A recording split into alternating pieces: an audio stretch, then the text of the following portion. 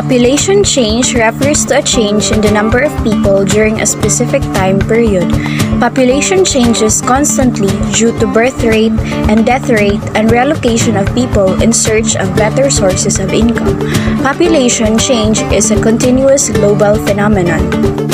There are three components of population change, namely birth, death, and migration. There is a certain formula in calculating the population change. Population change equals births plus immigration minus deaths plus emigration. Here is the example. A country in Europe collected a yearly data. We need to calculate the population change for the country. The given below is births, which is 20,000, immigration 5,000, emigration 7,000, and the deaths is 21,000.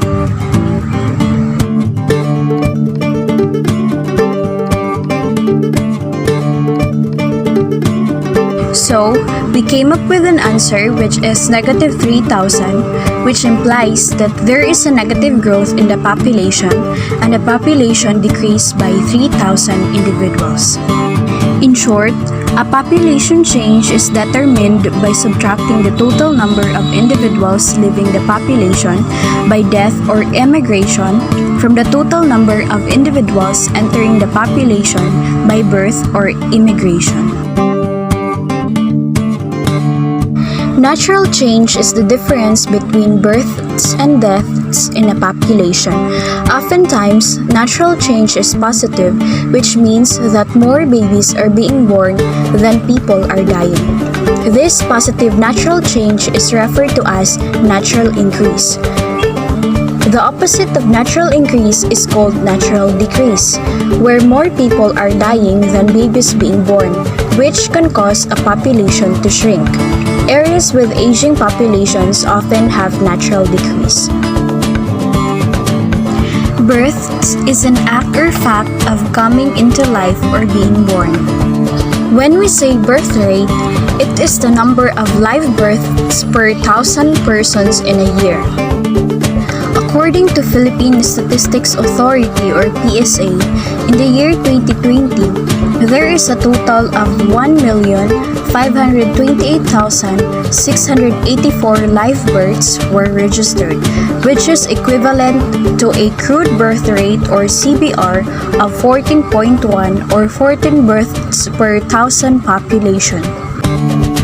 The highest decline rate was noted in 2020 with negative 8.7% compared to the total registered live births of 1,673,923 in 2019. Death is an action or fact of dying or being killed. When we say death rate, it is the number of deaths per 1,000 persons in a year. According to Philippine Statistics Authority, in the year 2020, there is a total of 613,936 deaths were registered in the Philippines, a decline of negative 1.0% from 620,414 in 2019. This is equivalent to a crude death rate of 5.6 or about 6 deaths per 1,000 population in 2020. This corresponds to an average of 1,677 deaths per day, which translates to 70 deaths per hour or 1.2 death per minute. Net migration is the difference between how many people move into and out of an area. When net migration is positive, a population has more people moving in than out. We split migration into domestic migration and international migration. Domestic migration is a movement from rural regions to cities.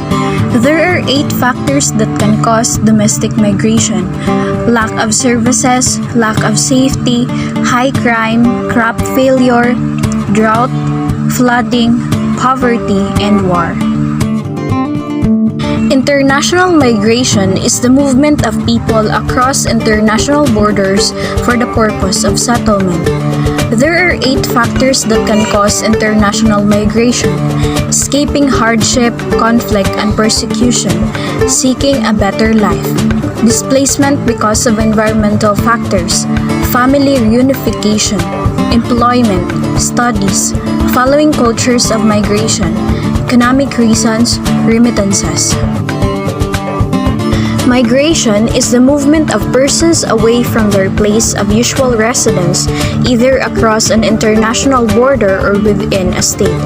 There are two types of migration: the immigration and the emigration. Immigration is the process of coming to live permanently in a different country from the one you were born in. Emigration is the act of leaving a resident country or place of residence with the intent to settle elsewhere. The difference is that emigration is leaving and immigration is coming. An emigrant is someone who moves away, while an immigrant is someone who moves in.